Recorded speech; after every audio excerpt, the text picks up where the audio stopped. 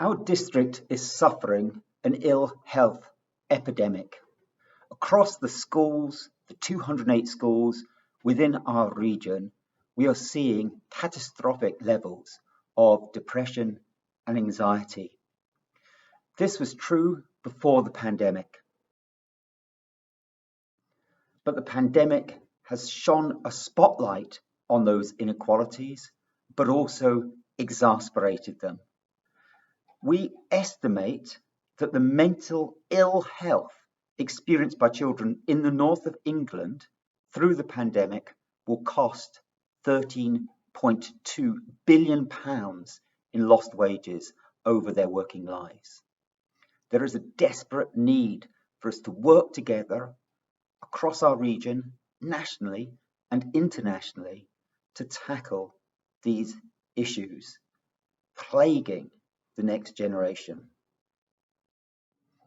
We're incredibly fortunate within Bradford to have the Born in Bradford project, which is collecting incredibly rich genetic and phenotype information on the children and young people growing up across the city.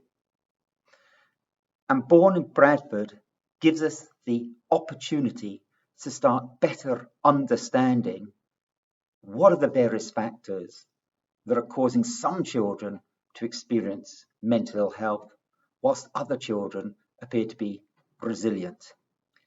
And that will then allow us to intervene effectively so that we can ensure every child has the best possible chance of enjoying good mental health.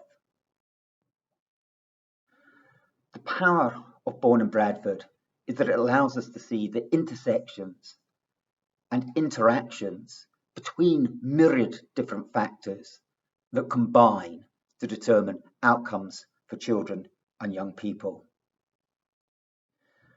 So Born in Bradford has allowed us to start connecting different data on children's health, on their education, on their social care, as well as many other different factors within their lives, to start understanding how we can intervene early to improve children and young people's social and emotional health.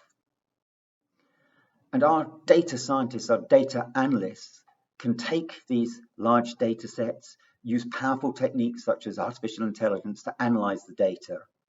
And then we can start to make those data accessible to our practitioners, to our communities, to our policymakers, and start to explore how we can be more effective in providing support earlier in order to improve outcomes. So one example of this within Bradford is the work that we did to show that early educational assessments of children provide a red flag of children with undiagnosed autism. And we used the insights from that data project to trial a new approach where we use the early educational assessments as a trigger for sending a team of mental health experts into the school to assess that child. And this was an incredibly successful project which demonstrated the power of using routinely available data to identify need early, but also the opportunities to better connect our health services with our educational services to support a child's needs. And the significance of this work is great because the number of families experiencing mental health problems because their child has undiagnosed autism is massive within our district. So we're now developing data tools that allow us to use connected data sets to identify risk earlier and intervene more effectively before a child, young person or family hit a crisis point. And we're pushing towards a place-based working model where we start connecting up various services and taking a whole system approach to supporting children and young people's mental health within their locality, recognizing the importance of a community and a geospatial location on the well-being of individuals within our population. Our Born in Bradford children are now growing up and entering secondary school. And this is giving us the opportunity to collect even more data that will allow unique insights into the pressures that adolescents are under in the current age.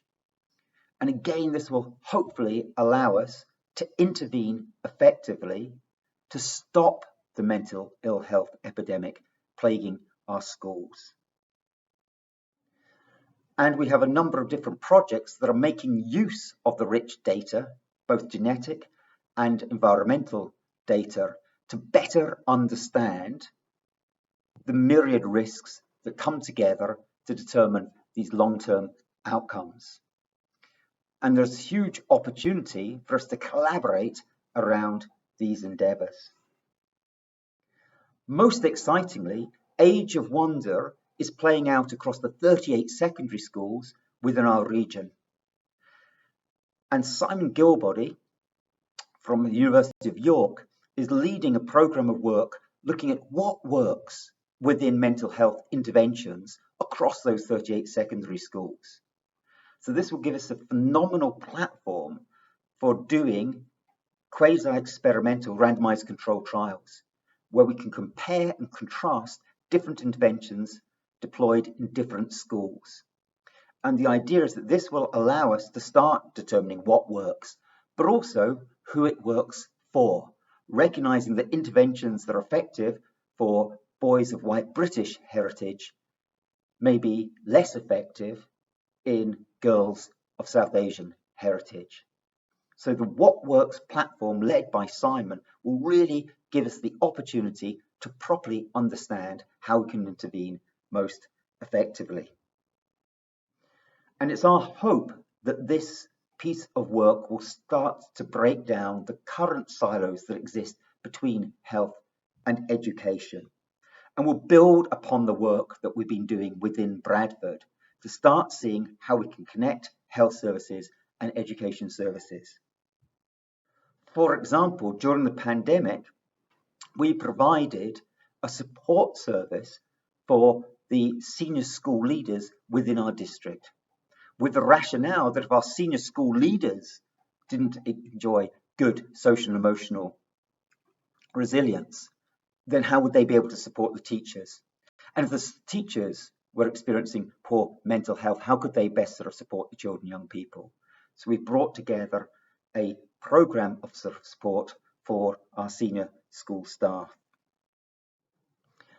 We have within the district mental health support teams who are supporting 30% of our schools in the field of mental health. So again, bringing our health services together with our educational services. This work is nationally recognised. So we had the CEO of the National Health Service come to Bradford to celebrate the great work that's being done in this space.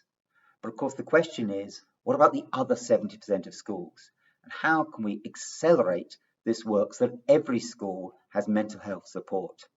And this, of course, fits beautifully with the work that Simon's leading within the What Works in Mental Health Centre. In order to try and fast track social and emotional health support to our schools, we've worked with the local authority to create a Living Well Schools portal, which allows schools to quickly find the support that's available to them as they seek to help the social and emotional well-being of the children and young people within their school settings. So, a whistle-stop tour of some of the work that's happening across our region to try and make the mental ill health epidemic be consigned to the annals of history.